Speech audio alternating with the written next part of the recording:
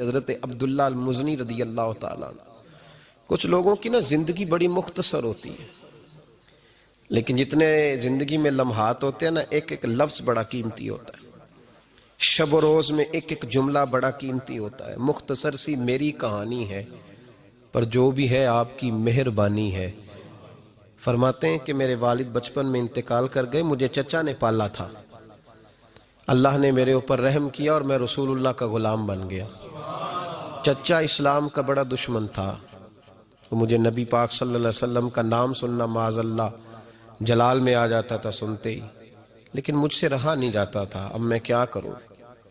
میرا روز دل کرتا تھا مدینے جانے کو، روز۔ میری ماں میرے درد سے آشنا تھی۔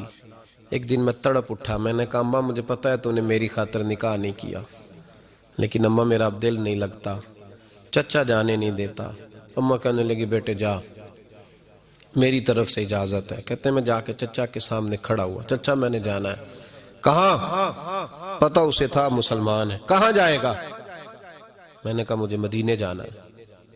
کہتے ہیں وہ تو آگ بگولا ہو گیا۔ کہنے لگا تیرے پاس جو کچھ ہے سارا میرا دیا ہوا ہے۔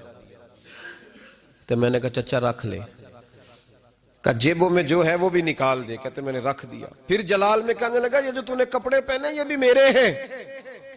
حضرت عبداللہ المزنی کہتے ہیں میں نے وہ کپڑے بھی اتار کے دے دیے، میرا وجود ننگا ہو گیا۔ تینوں لب دیاں آپ گواچے، سانو اپنی خبر نہ کوئی، ساتھوں پارے ککھ گلیاں دے، ککھ گلیاں دے۔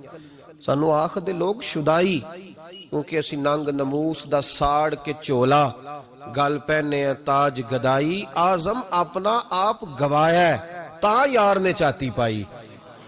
فرمانے لگے میں اماں کے پاس گیا اور جا کے کہا اماں پہلے بھی تو میں ایک دن ننگا پیدا ہوا تھا، تو نے کپڑے دیے تھے، پھر ننگا ہو گیا ہوں، کپڑے دے۔ کہتے اماں نے 2 عورتوں والے لباس دیے، وہ پہن کے میں مدینے پہنچا۔ میں بڑی غربتوں میں آیا تھا، میں دیہاتی تھا، مجھے کچھ کرنا نہیں آتا تھا، پر مجھے یوں لگتا تھا کہ مدینے میں سب سے زیادہ عزت میری ہے، سب سے زیادہ۔ اللہ کے حبیب نے منع فرمایا، فرمایا کوئی اونچا اللہ اللہ نہ کرے، جب کوئی نماز پڑھ رہا ہو سو رہا ہو تو اس کے سامنے اونچا ذکر نہ کرو۔ کہتے میں ایک دن اونچا اونچا ذکر کر رہا تھا، اونچا اونچا میں ذکر کر رہا تھا، کیونکہ عشق لگا سی کھیڈاں کھیڈ دینوں تے مینوں کھیڈاں بھول گئیاں۔ میں کجل پایا سی یار دے ویکھنے نوں، پھر او دی یاد وچ روندے آئی ڈول گئیاں۔ حیدر شاہ اس گلی کدے نہ رول دی، پر ہن تے رول گئیاں۔ کہتے میں اونچا ذکر کر رہا تھا تو حضرت عمر فاروق رضی اللہ تعالیٰ عنہ نے ڈانٹ دیا، فرمایا تجھے نہیں پتا حضور نے منع کیا؟ تو عمر نے ڈانٹا تو میں چھپ کے بیٹھ گیا کونے میں۔ حضور آئے نا نماز پڑھانے تو محبوب نے پتہ کیا وہ عبداللہ کدھر ہے؟ کہتے میں کونے میں تھا، حضور نے فرمایا کیا ہوا؟ تو میں رو پڑا، میری عزت بڑی تھی نا مدینے میں، کبھی کسی نے کچھ نہیں کہا تھا۔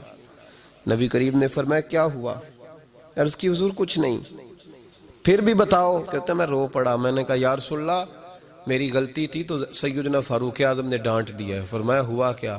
یا رسول اللہ میں اونچا ذکر کر رہا تھا، اور بات بھی ٹھیک ہے، کچھ لوگ قریب نماز پڑھ رہے تھے، حضرت عمر نے منع کیا۔ نبی کریم علیہ السلام نے فرمایا بلاؤ نا ذرا عمر کو، خود قانون حضور نے بنایا ہے کہ اونچا ذکر نہ کرے جب کوئی نماز پڑھ رہا، بلاؤ نا عمر کو۔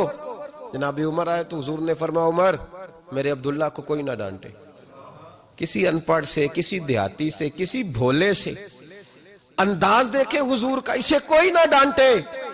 تو پھر حضور نے فرمایا تمہیں پتہ ہے یہ میرے لیے کتنی تکلیفیں برداشت کر کے آیا؟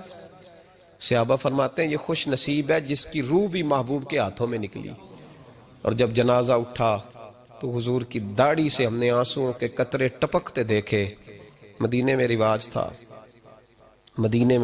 تھا کہ قبر میں قریبی عزیز اتارا کرتے تھے، پر ان کا تو مدینے میں رشتہ دار ہی کوئی نہیں تھا۔ حضرت عمر فاروق اور جناب ابو بکر صدیق کہنے لگے ہم قبر میں اتارتے۔ جب ان دونوں نے اٹھایا قبر میں گئے تو کہتے ہیں کمال دیکھو اللہ کے رسول ہم دونوں سے پہلے قبر میں اتر گئے، اور حضور نے یہ البدایہ والنہایہ میں موجود ہے، کب مجھے دو میں قبر میں اتارتا ہوں۔